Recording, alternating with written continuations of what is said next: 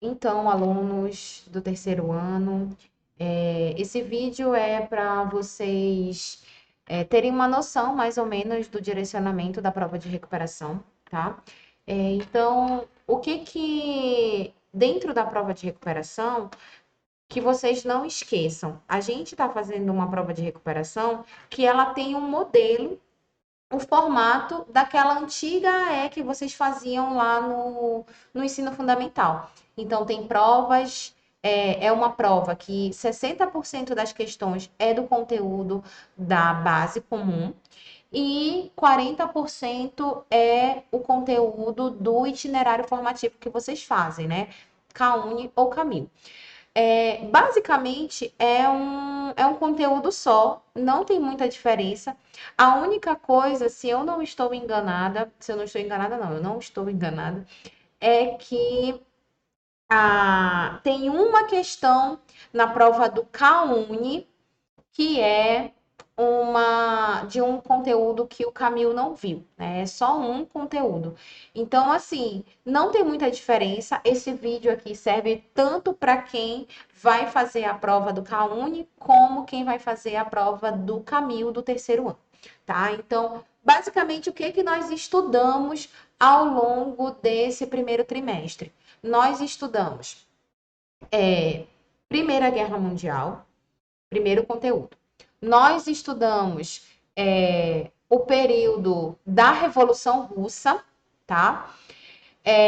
Segundo, nós estudamos o período entre guerras, que é quando a gente estuda a questão de fascismo, nazismo, esses governos totalitários. Nós estudamos também a parte de Segunda Guerra Mundial, tá? Então, são 4 conteúdos básicos que a gente tem aí para essa prova.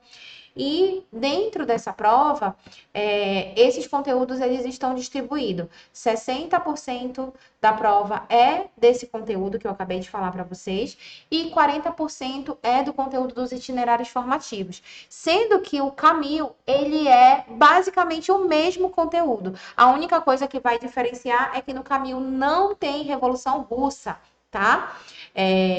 No itinerário, mas na base tem. Então, vai fazer prova do conteúdo da mesma forma, tá? No CAUNI tem uma dinâmica diferente, porque tem aquela parte lá da antiguidade clássica e tudo mais.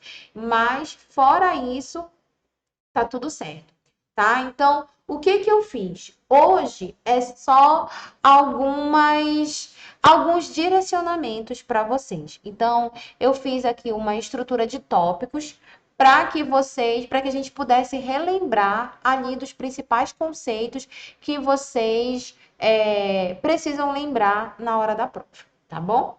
Então, o que que eu coloquei para vocês como uma forma de vocês revisarem esses conteúdos? São esses aqui, tá? Então, eu quero que vocês, primeiro, quando a gente fala lá de Primeira Guerra Mundial, o que que a gente precisa analisar? A Primeira Guerra Mundial, ela acontece em virtude do contexto que estava se desenvolvendo ali na no o contexto que estava se desenvolvendo ali no finalzinho do século XVIII e final do século XIX, perdão, e início do século XX. Né? Então, nesse contexto, o que estava acontecendo? Acontecendo a segunda Revolução Industrial. Na segunda Revolução Industrial, as nações imperialistas, as potências da época, elas começaram a disputar entre si por territórios, por mercado consumidor. Então, dentro desse contexto, essas nações elas queriam encontrar territórios onde elas pudessem retirar matérias-primas e expandir os seus mercados. Elas queriam vender os seus produtos, né? Estavam no auge ali da segunda revolução industrial. Então, o que que começou a acontecer? Uma corrida imperialista entre essas nações. Foi o que aconteceu. Eles estabeleceram uma reunião que ficou conhecida como Conferência de Berlim. A Conferência de Berlim, ela estabelecia a partilha do mundo, sobretudo ali do continente africano e continente asiático, onde essas nações iriam exercer a sua influência. E o que, que eles faziam? Eles colonizavam territórios. E aí, esses territórios, eles começaram a ser divididos de forma desigual. Muitas nações não ficaram satisfeitas com a forma como essa divisão foi feita. E isso aí acabou impactando diretamente nessa disputa entre essas nações, que acabaram provocando ali um conflito de caráter mundial, que foi a Primeira Guerra Mundial, né? Então existe uma associação entre o colonialismo europeu, que é esse período aí que a gente conhece como imperialismo, que é o final do século XIX e início do século XX, que acaba culminando num contexto de guerra, tá? E aí, desse tópico que eu acabei de falar para vocês, que é esse primeiro aqui, né? A associação entre o colonialismo europeu e a Primeira Guerra Mundial, eu já passo aqui para esse ponto onde está escrito imperialismo. Por quê? Porque dentro desse contexto do colonialismo é que a gente tem o imperialismo. Na verdade, o que, que foi o imperialismo? É essa ação dessas potências de ir em busca de mercados consumidores, de novos territórios para ver ali a questão das matérias-primas, tá? Então é dentro dessa perspectiva, tá?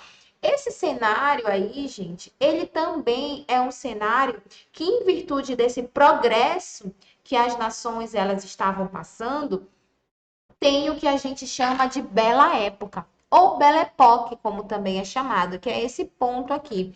Esse período da Belle Époque é um período que antecedeu ali a, a Primeira Guerra Mundial, porque foi o período da prosperidade das nações, onde eles queriam evidenciar essa riqueza, essa opulência, transformando as cidades em uma cidade de caráter assim mais moderna, industrializada de alguma forma.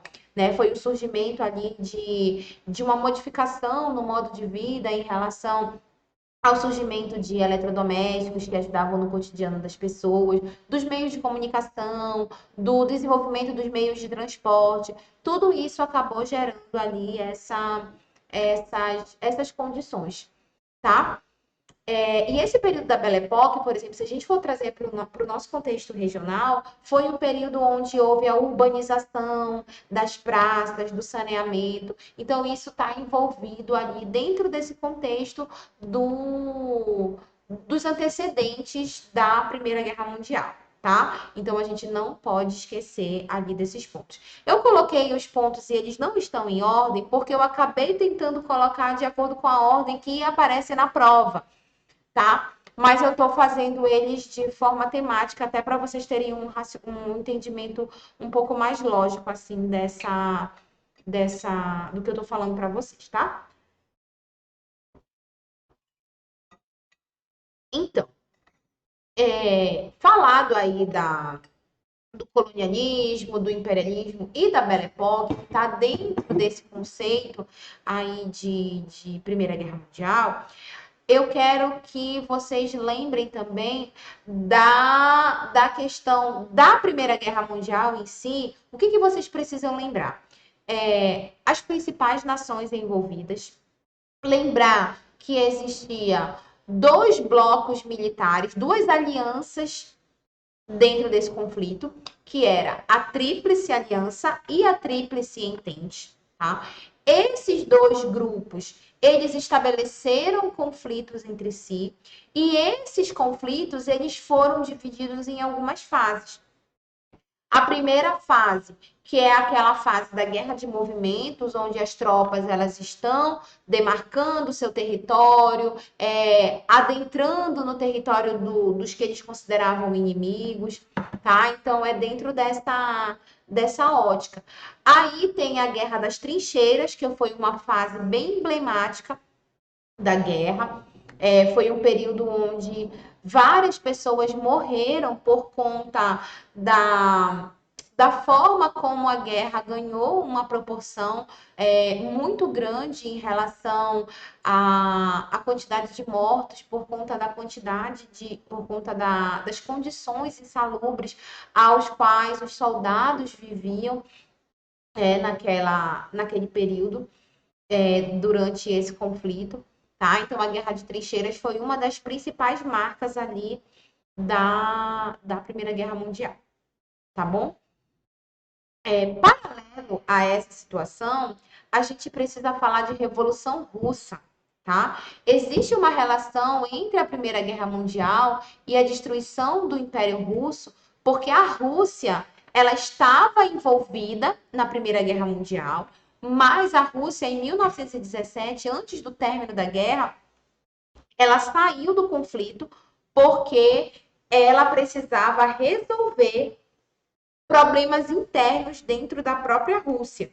E esses problemas internos, eles se configuraram numa revolução, né? Que dentro do território russo ficou conhecido como Revolução Russa. E a Primeira Guerra Mundial, ela foi houve uma relação entre a destruição do Império Russo na guerra, porque eles tiveram que sair da Primeira Guerra Mundial, porque dentro da Rússia eles passavam por problemas sociais com a Revolução Russa, tá? E isso acabou fazendo com que houvesse uma destruição do Império Russo nesse contexto de guerra. Fora que internamente a Rússia tinha se desestruturado daquela condição do Império Russo ao molde dos czares, tá? Então, é esse o estabelecimento que existe entre a Primeira Guerra Mundial, né? A relação que existe entre a Primeira Guerra Mundial e a Revolução Russa, tá certo? Lembrar a todos que a Revolução Russa, ela foi um movimento que criticava o absolutismo czarista que existia na Rússia. E como que era a Rússia antes desse momento de revolução? Vocês viram aí, eu acabei de falar para vocês dessa questão do imperialismo. Grande parte das nações europeias, elas estavam ali caminhando para a urbanização, para o desenvolvimento, o surgimento das indústrias, e grande parte do território russo, nesse período aí, ainda era um território de caráter rural e ainda mantinha uma estrutura de caráter absolutista. Então, isso fazia com que a Rússia passasse por diversos problemas sociais, problemas econômicos. E aí é quando a Rússia começa um trabalho de modernização, e dentro desse trabalho de modernização que a Rússia começa a ter, os trabalhadores, eles começam a trabalhar em condições péssimas de trabalho. Geralmente na nascente indústria, que começa ali no início do século XX, mais ou menos, lá na Rússia. E esses trabalhadores, para tentar tirar e melhorar a sua condição de vida, eles retiram o czar do poder, e aí eles estabelecem um governo de caráter socialista dentro da Rússia. Aconteceram dois momentos desse período de retirada, né?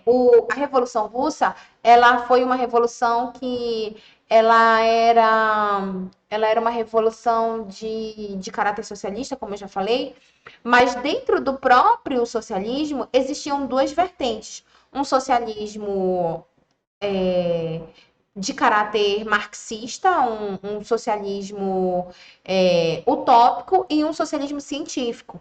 E existiam duas alas, uma ala bolchevique e uma ala menchevique. A ala menchevique, ela era uma ala um pouco mais utópica, enquanto que os bolcheviques eles eram mais radicais. Então, quando aconteceu a revolução, que esses trabalhadores retiraram do poder o czar, quem assume o governo são os mencheviques. E aí, isso fica na Revolução de Fevereiro de 1917. Como os mencheviques não conseguiram, a princípio, retirar a Rússia da Primeira Guerra Mundial, que era algo que eles vinham lutando para que isso acontecesse, aconteceu uma nova revolução liderada pelos bolcheviques lá em outubro. Então, quando a gente fala de Revolução Russa, a gente não pode esquecer dessas duas revoluções, a Revolução de Fevereiro e a Revolução de Outubro. E vale lembrar uma coisa, gente, na Revolução de Fevereiro, ela foi liderada por um cara chamado Alexander Kerensky, que era o líder dos mencheviques nessa época, beleza? Enquanto que a Revolução de Outubro já foi liderada pelo Lenin, tá? Então, não esqueçam disso. Outra coisa que vocês precisam lembrar é o governo do Lenin na Revolução. O governo do Lenin, ele estabeleceu ali diversas ações. E dentro dessas ações que foram lideradas, encabeçadas ali pelo Lenin, a gente tem a situação das determinações que foram impostas para ele. E dentro dessas diversas situações ali que a gente tem, o que eu quero que vocês lembrem dessa parte do governo do Lenin, né? O que a gente pode falar a respeito desse governo?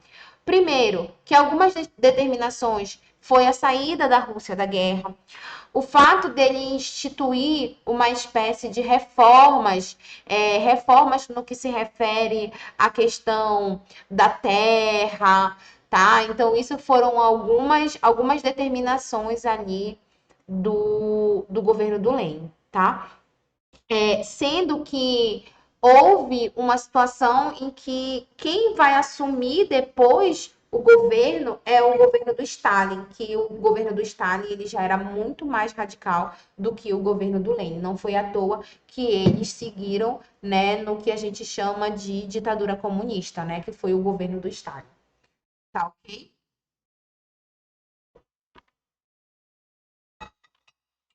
Então, fechamos aí dois pontos, né? A parte da Primeira Guerra Mundial e a parte da Revolução Russa. E eu falei junto, né? Porque elas fazem parte de um mesmo contexto. E aí a Rússia sai da guerra em virtude da Revolução Socialista que estava acontecendo no território russo. E o que eu quero lembrar para vocês do término da Primeira Guerra Mundial?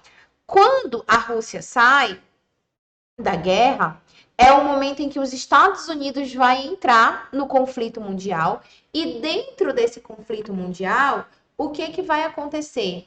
Acontece uma mudanças de alianças e quando a guerra finaliza, Estados Unidos e os seus aliados saem como vitoriosos da guerra. Dentro desse contexto, a Alemanha sai como um dos principais responsáveis pela guerra. Ela é culpada pela guerra. E aí, nesse contexto, é assinado um acordo de paz. Esse acordo de paz ficou conhecido como Tratado de Versalhes. Dentre as determinações do Tratado de Versalhes, estava o quê? Que a Alemanha era responsável por pagar uma indenização aos países que tinham sido envolvidos na guerra.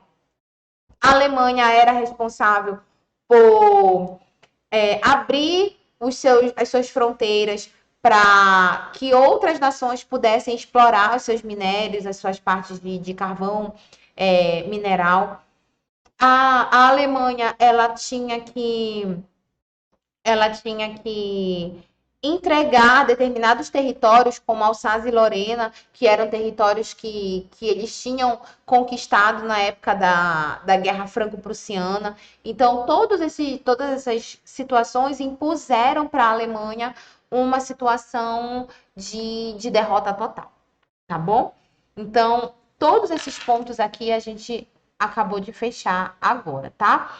Associação entre colonialismo europeu e Primeira Guerra Mundial, relação entre a Primeira Guerra e a destruição do Império Russo, o Tratado de Versalhes, o imperialismo, a Belle Époque, a Primeira Guerra Mundial e agora a gente fechou também com a parte da Revolução Russa, né? Tanto a Revolução de Fevereiro quanto a Revolução de Outubro. Agora, e a gente viu também dentro de Revolução Russa o governo do Lenin, tá? Aí, a gente vai falar agora sobre o período entre guerras. Dentro do período entre guerras, a gente tem alguns pontos. Eu vou enfatizar aqui para vocês um governo totalitário que é o fascismo. O fascismo é um estilo de ideologia política e econômica que se desenvolveu ali na Itália e acabou servindo de influência para diversas outras, para diversas nações.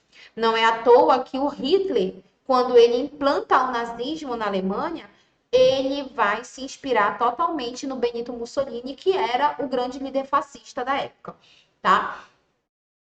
Então, o fascismo, ele tem algumas características, né? De ser um governo forte, um governo centralizado, onde eles têm aquelas questões das ideais de nacionalismo, de centralização do poder, uma certa regularização da imprensa. Então, pensem ali nessas principais características do fascismo, tá? Então, do período entre guerras, vocês só vão se preocupar para essa prova com a questão do fascismo e com a questão das características desse governo, beleza? E aí a gente passa para a parte da Segunda Guerra Mundial. Na Segunda Guerra Mundial, o que eu quero que vocês percebam? Na Segunda Guerra Mundial, vocês precisam saber ali da situação. Eu quero que vocês prestem atenção na questão do Japão, né? Nos ataques ali, no ataque japonês à cidade de Pearl Harbor, que foi uma forma de demonstrar aquela política expansionista, né, que existia na Ásia e a situação do conflito entre os Estados Unidos e o Japão, tá? Lembrar que o Japão tinha uma política expansionista, ele tinha natureza bélica, né, que era diferente da doutrina estabelecida pelos norte-americanos, então não esqueçam ali dessa parte. Outro ponto que eu quero que vocês lembrem de Segunda Guerra Mundial é a situação do conflito que existiu quando aconteceu a invasão da União Soviética, né? Aquela situação ali do Hitler invadir o território e ele não ter sucesso porque na invasão da União Soviética, eles tinham aquela operação Barbarossa, né, que era uma operação nazista, mas que eles não conseguiram porque houve aquela estratégia a estratégia da terra arrasada, que os soviéticos eles iam recuando para que quando o exército nazista fosse avançar sobre o território russo, eles iriam adentrar cada vez mais no território e eles iam destruindo tudo que eles viam no caminho para que eles pudessem padecer de fome, de frio, e foi exatamente isso que aconteceu, né? Os nazistas acabaram perdendo por conta dessa situação aí com os russos, tá? E aí eu vou só falar alguma coisa a respeito para a galera do CAUNI, que é esse último pontinho aqui, a questão de cidadania na antiguidade. E aí o pessoal do caminho fecha tapa o ouvido aí rapidinho, que é uma dica só para o CAUNI.